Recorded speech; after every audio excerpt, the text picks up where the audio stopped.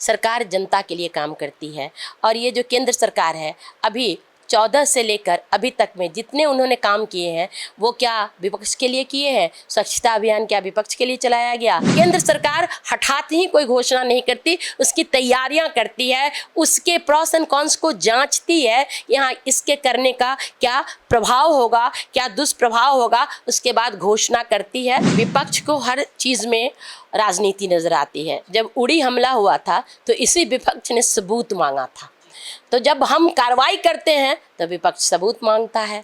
जब हम कार्रवाई कुछ देर स्थगित है, कुछ और चीज़ें हो रही हैं तो विपक्ष उसमें भी हाय तौबा मचाता है। तो क्या वो स्ट्रेटेजी बनाने में पूरा भारत का सारा कैबिनेट थोड़ी ना लगा होगा? वो रक्षा मंत्रालय का काम है, वो कर रहा है, और ये सिविक काम है। जनता को भूल करके सिर्फ हम पाकिस्तान को सबक सिखाना चाहेंगे? हम जनता के लिए भी तो उतने ही उत्तरदायी हैं, तो जनता के कार्य भी इधर होते रहेंगे। तो ये कोई लॉलीपॉप नहीं है। रक्षा मंत्रालय अपना कार्य कर रहा है, बाकी के मंत्रालय अपना कार्य कर रहे हैं।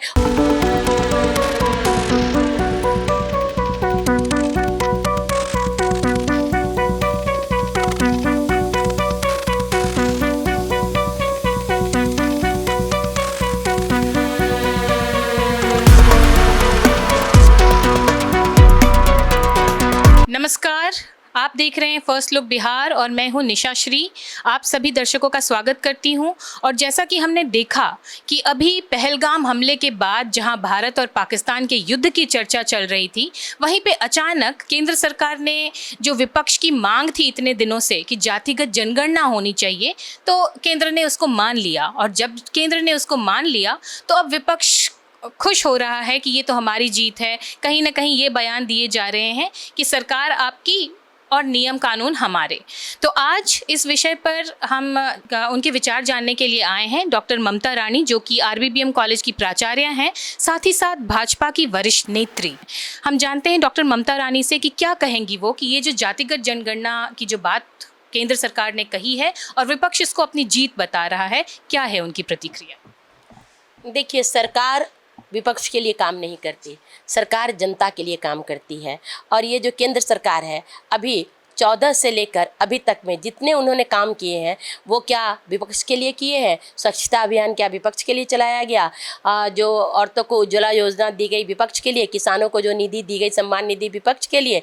तो विपक्ष के पास कुछ कहने को है नहीं, तो वो इसका श्रेय लेने की कोशिश कर रहा है। चलिए, अच्छी बात ये है कि जब केंद्र ने जातीय जनगणना की घोषणा की तो विपक्ष के लोग भी पटाखे फोड़ रहे थे। तो केंद्र की जीत है, केंद्र की नीति की जीत है कि केंद्र जो कर रहा है उस पर विपक्ष भी खुश हो रहा है। तो ये अच्छी बात है। रही जहाँ तक कि विपक्ष की मांग, तो 2012-13 में मनमोहन सिंह जी जब थे उस समय भी इसकी मांग उठी थी, उन्होंने इसको करवाया भी, लेकिन वो फिर ठंडे बस्ते में चला गया। तो इतने सालों तक जब था विपक्ष या कांग्रेस नीति जब शासन था, तो इन्होंने क्यों नहीं जातीय जनगणना करवा लिया? तो आखिर केंद्र सरकार कोई भी काम करती है तो पहले उसके लिए तैयारियां करती है। अभी आप दिल्ली के इलेक्शन में देखो कि दिल्ली के इलेक्शन में 2 बार से क्या हो रहा था, फ्रीवीज की बरसात हो रही थी कि हम ये देंगे, हम वो देंगे। कहने को ये बात हमारी भाजपा भी कह सकती थी बहुत दिन पहले से कि हम ये दे देंगे, लेकिन भाजपा पहले आएगा कहाँ से उसका उसने इंतजाम किया और 10 वर्षों बाद कहा कि अब हम ये देंगे। एक युधिष्ठिर की कहानी है ना कि उनके पास कोई माता बच्चे को लेके गई कि इसको कह दीजिए मीठा नहीं खाने, तो युधिष्ठिर ने समय लिया, 1 महीना 2 महीना 3 महीना बाद बुलाया और कहा कि मीठा खाने से सेहत खराब होती है, मीठा नहीं खाना है। तो उस स्त्री ने पूछा कि ये बात कहने में आपने इतने दिन लगा दी, तो उन्होंने कहा कि पहले मैं अपने पर इस बात को लागू करके और तब मैंने ये बात कही। तो केंद्र सरकार हठात ही कोई घोषणा नहीं करती, उसकी तैयारियां करती है, उसके प्रॉस एंड कॉन्स को जांचती है, यहाँ इसके करने का क्या प्रभाव होगा, क्या दुष्प्रभाव होगा, उसके बाद घोषणा करती है।